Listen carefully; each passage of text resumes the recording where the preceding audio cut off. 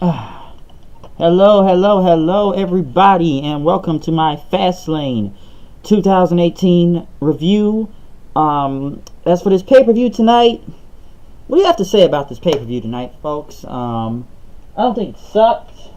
It's like this is one of those things where it was good, it was bad in some parts, some stuff pleasantly surprised. Some people, I'm sure, are pretty much now glad that a lot of things are playing in the part for WrestleMania, unless something changes during these next few weeks for WrestleMania. But it had its parts because I walked into this thing of it kind of not really being good. Well, I don't think some matches will be good, but some stuff it was kind of like I know it was gonna suck. But I don't really know what happened in the pre-show match. All I remember was who was it? I think it was Ty Dillinger and Breezango beating Mojo Rawley and Gable and Benjamin. Not much to say. Shinsuke Nakamura kicking off the show going against Rusev. I was actually surprised this was mostly a competitive match. There wasn't really nothing leading up to this match other than being announced on SmackDown last Thursday.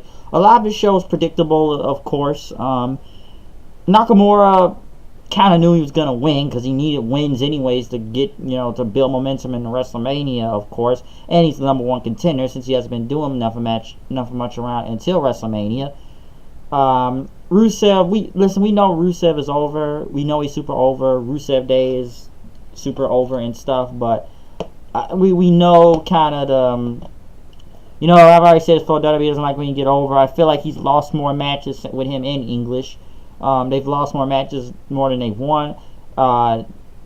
Listen, they're super over.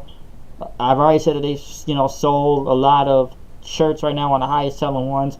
WWE just doesn't want to play into the hot hand on Rusev that he's that over. I would like to see something change, but I've seen this pattern before when people get over on their own. They don't like that, so they try to cool them off as much as possible. But doesn't look like it's happening right now. Nakamura won, pretty much dodging the accolade, hitting a Kinshasa from the back of his head to the front. I'm surprised English didn't even get involved. It would be some surprise win, but Nakamura won, of course. Rusev's still popular, but I don't know, they're not playing into it. Bobby Roode versus Randy Orton.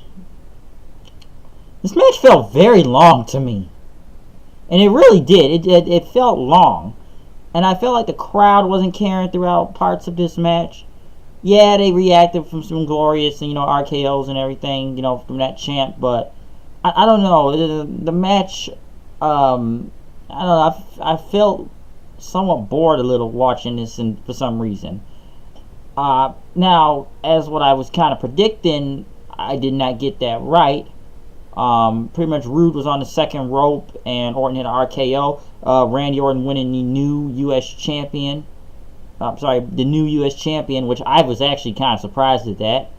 And we saw Jinder watching in the back, which it didn't make sense. Okay, Jinder's in his gear and he does have a match. Then Jinder comes out and he was going to attack Orton, but Roode pretty much hit him with a glorious DDT, and then he hit Orton with one. So I was surprised at that I did not predict that right. Now I would believe it will be a triple threat match at WrestleMania, of course, that part.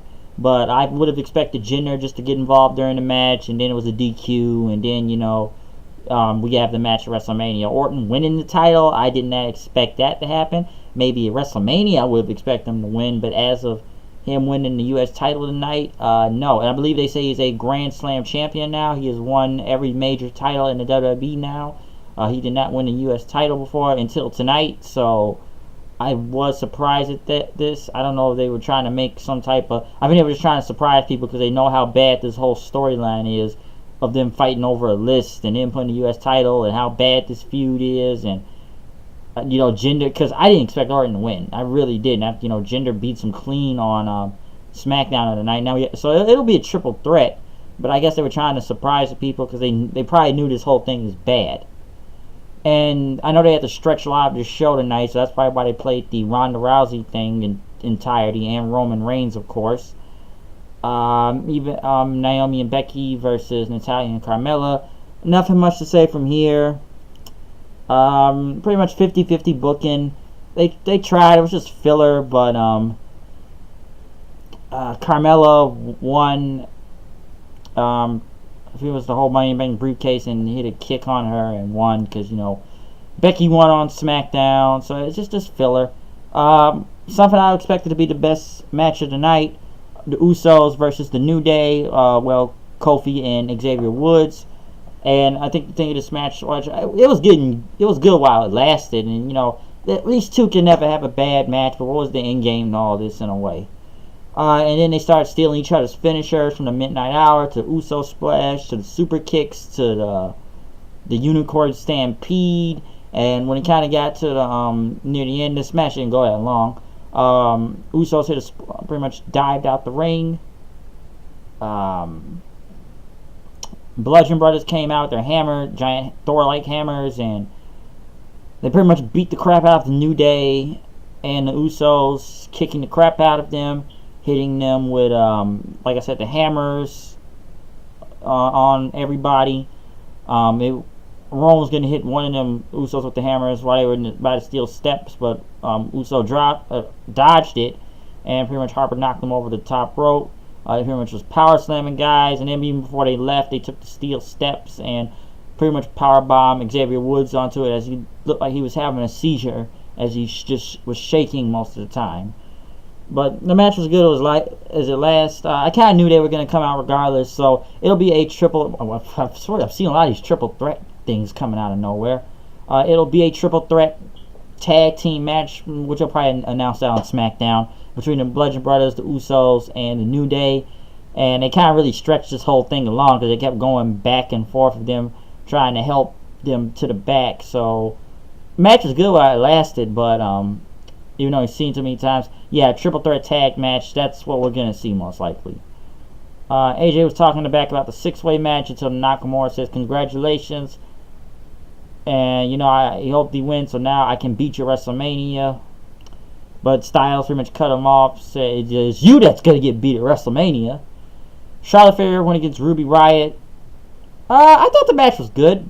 Ruby Riott is great in the ring. It was really great. I kind of expected, the rest of the Riott Squad to get involved, and then Naomi and Becky get involved. This was a really good match. I didn't think it was great. Once again, I felt like the crowd felt dead throughout halfway this match too. But when it kind of got down the stretch, ejecting everybody from the ringside, Riot, I did like that little senton kind of, fall in the back from the top rope thing was pretty good. And some of the moves were a little botched when I believe Riot tried to jump out the ring and hit the ropes. But this was a good match overall. Charlotte got the win, of course, once again, very predictable. And pretty much figure 8. And then Charlotte was celebrating. Asuka came out and the crowd erupted. And I guess we can make this official now since they popped. Asuka points at WrestleMania sign because you got to point at that sign, everybody. Point. And I guess it is official that it will be Charlotte versus Asuka. So the match that everybody wanted to see will happen now. Unless it's some type of swerve tomorrow night on Raw. Because it's got to be official from here. I don't see any other way around it. What are they going to do? Say, Asuka never said... She never spoke. This is kind of clear-cut day. If this isn't really clear-cut that they're having this match at WrestleMania, I don't know what to say. Because, like I said, if it was going to be against Bliss, she had to beat Bliss in like 5 seconds, to be honest. So, I guess it'll be Nia Jax versus Alexa Bliss, which I still don't really care for. Hopefully Bliss loses in seconds. But this better be official. It should be official. And it looks like it's pretty much clear it's official. We know Asuka didn't say anything, but it's got to be the choice unless we're playing mind games of who picks who. But this is the match everybody wants to see. This is the WrestleMania worthy match. And this is, like I said, this is the match folks wanted to see and feels like a legit WrestleMania match. And will be really great at WrestleMania between these two for Charlotte and Asuka. So the challenge has to be accepted at this point. If I don't know, if that ain't accepted, then, Asuka choosing her opponent, then I don't know what is then. Shane McMahon came out, which I kind of knew was going to be some type of shenanigans going on. As everybody made their entrance for the 6-way match. Daniel Bryan was not here tonight. He was doing some family thing. Immediately as this match started, AJ Styles, John Cena immediately FUs everybody in the ring from Zayn, Owens, Ziggler, and Corbin. Pretty much killed them all until it was him and Styles being left in as, dueling chants, of course. And then when everybody kind of recovered, everybody in the ring jumped Cena and threw him outside the ring. I thought that was pretty funny after he just FU'd everybody. This match was great. This was probably the best match of the night. And the main event delivered, of course. There was crazy spots. I thought Corbin actually did good for once in a while. And I know a lot of people, Corbin is, somebody kind of compared this tonight. Corbin wants to be like Punishment Martinez from Ring of Honor. But then again, I saw Punishment Martinez mess up that Manhattan Mayhem thing the week before. And it's funny, it says Corbin wishes he could be Punishment Martinez. But Corbin did good here tonight, I'll say that. The match was great. Everybody just hitting finisher after finisher everywhere. From, the double 5-knuckle shuffles, the FU being dodged into a famouser, AJ with his rapid pretty much fire moves, taking out Air from Uchi-Goroshi and stuff. Corbin taking out Ziggler and even going through it was like a glass-like thing, like, when you see in hockey, the glass-like windows through there. Styles, I guess Owens was going to try and take out Styles through the table, him with a pop-up power bomb, but that didn't happen. Then close on Styles through the into the ringside over the broadcast table. Cena tried to get him, but Owens broke out of it. Then AJ tried to go back at Cena, but Cena immediately hit him with an FU and pretty much took him out throughout most of the match right here. Through the table, Kevin Owens then grabbed Zayn as they took out Cena, and then they looked at each other, which Zayn looked like he was going to was going to lay down for Owens, but Zayn tried to get the roll up on him, and then Owens and Zayn went at each other. Then after that, Zayn looked at Shane McMahon, which we knew this was going to happen, of course, and Owens hit a super kick, went for a super kick on Sami Zayn, but he hit Shane McMahon in the face with a super kick then, and it's pretty much they got back in the ring. Zayn tried to do a haluva kick on Owens, but it did not go. And pretty much after that, after Zayn was out of the ring, Ziggler tried to come in with a zigzag. Owens hit the pop-up power bomb. Next thing you know, Shane pulls Owens' feet, screwing him out the title, and then Zayn hits Owens with a haluva kick, screwing Zayn out the title. So he screwed both Owens and Zayn out the title. So he knew some type of crazy thing was going to happen with this, since this feud looks like it never ends. Pretty much after that then, Corbin came back and had the steel steps, taking everybody out. Cena took the steps away from him then, and pretty much hit an FU on the steps, but Ziggler, what was going to do was Ziggler broke it up. Cena pretty much FU. Ziggler was going to do that double up FU on him, but excuse me, Owens pretty much broke it up, and he hit Cena with a pop-up power bomb then, and then AJ Styles finally came in the match.